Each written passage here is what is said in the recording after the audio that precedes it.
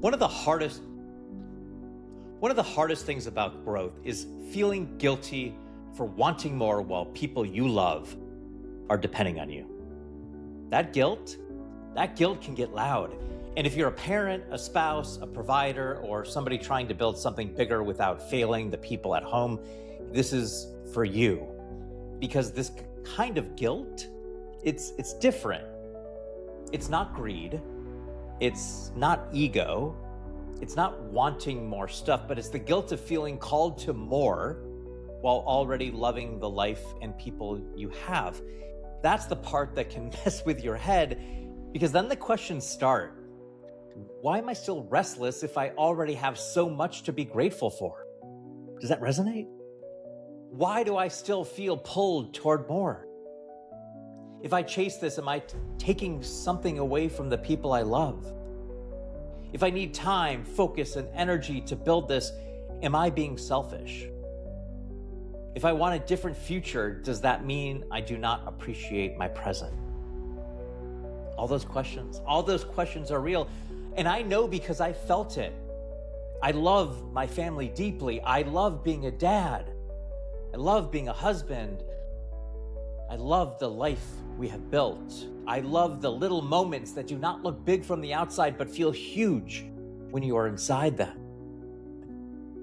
Like driving my girls around, the conversations in the car, the random moments that become the real moments. I love that part of my life. So the tension is not that I want out. The tension is that I know there's still more in me to build inside the life I already love. That's the hard thing to say out loud, because a lot of good people feel that and then immediately judge themselves for it.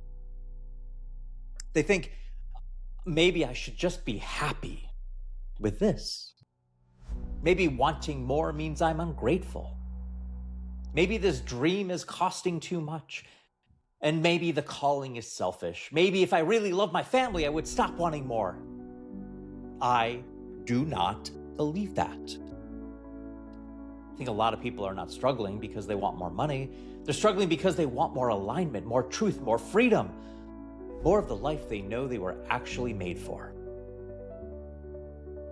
When you're carrying a family, a marriage, responsibilities, and people who count on you, that can feel heavy. Because real life does not move out of the way so you can go chase the dream. Real life stays real.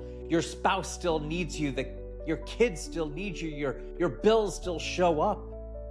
The dishes still exist. The schedules still matter. Your own mind still gets loud. And in the middle of all that, there's still this quiet voice saying, there's more in you.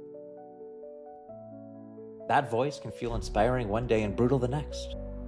Because it's hard to carry love and ambition in the same heart. It's hard to be deeply grateful and still deeply called. It's hard to want more life while already loving the life you have. And that's the guilt that I think more people need help naming. Not so you can ignore it, so you can stop automatically obeying to it. That's different, because guilt is not always wisdom. Sometimes guilt is fear dressed like virtue.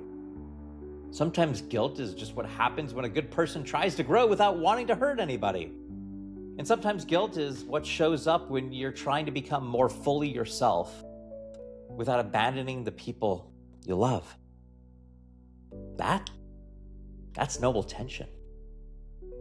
But if you never examine it, guilt will make your world smaller. It will make you shrink your vision, shrink your voice, shrink your desire, shrink your future. And then one day, you're sitting in a life that still looks good on paper, looks good on the outside, but you know you slowly betrayed something inside yourself to keep everybody comfortable, including yourself. That's certainly not what I want. Not for me, not for the people I love, not for the people I feel called to help, not for you, because I do not think the answer is to stop wanting more. I think the answer is to tell the truth about what the more actually is. That matters, because if more means ego, attention, applause, or proving somebody wrong, that is one thing. But if more means deeper truth, deeper service, deeper alignment, deeper impact, deeper freedom, then maybe the guilt is not telling the whole truth. Maybe the guilt is reacting to the stretch. Maybe the guilt is reacting to the fact that you are changing. Maybe the guilt is reacting to the fact that your life is asking more honesty from you. That's different. And I know for me, a huge part of this is service. I want to help people stop blending in. I want to help people stop talking about themselves in language that feels dead. I want to help people remember who they are and put words to it. I want to help people who have real depth, real experience, and real value finally be seen. That is not separate from my family. That is part of what I want to build for them, part of what I want to model for them. I want my girls to see a dad who loved them deeply, a dad who was there, a dad who paid attention, a dad who had real conversations in the car and showed up in the small moments. But I also want them to see a dad who did not betray the call in his life.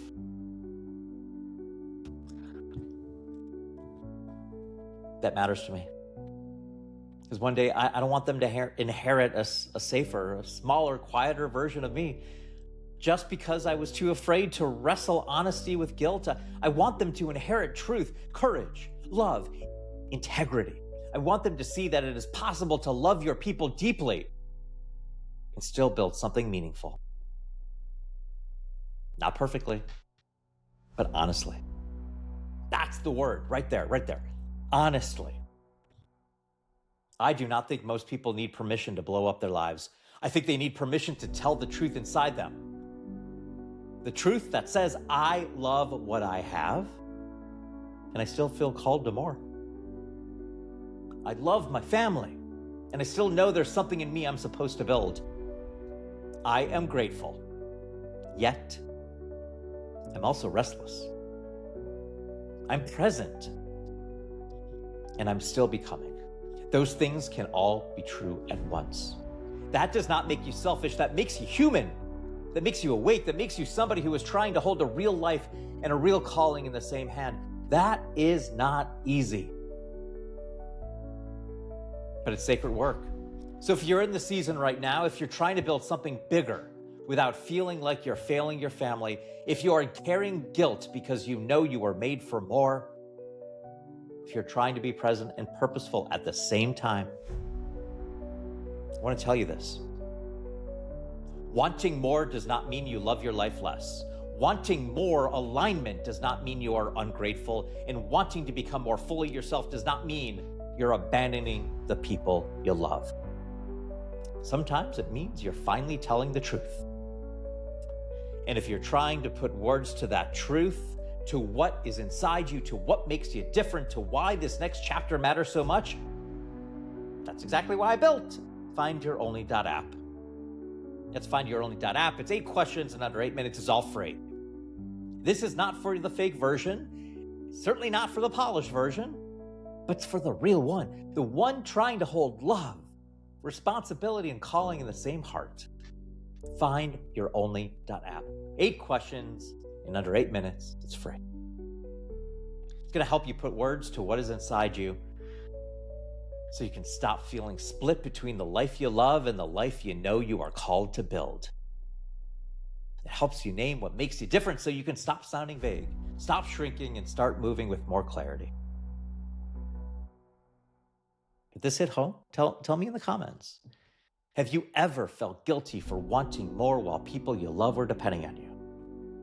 Let's talk about it in the comments, or after filling out findyouronly.app, 8 questions in under 8 minutes, you can book a call with me.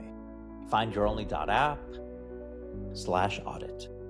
We can go into it much deeper and further after you answer these 8 questions in under 8 minutes. findyouronly.app.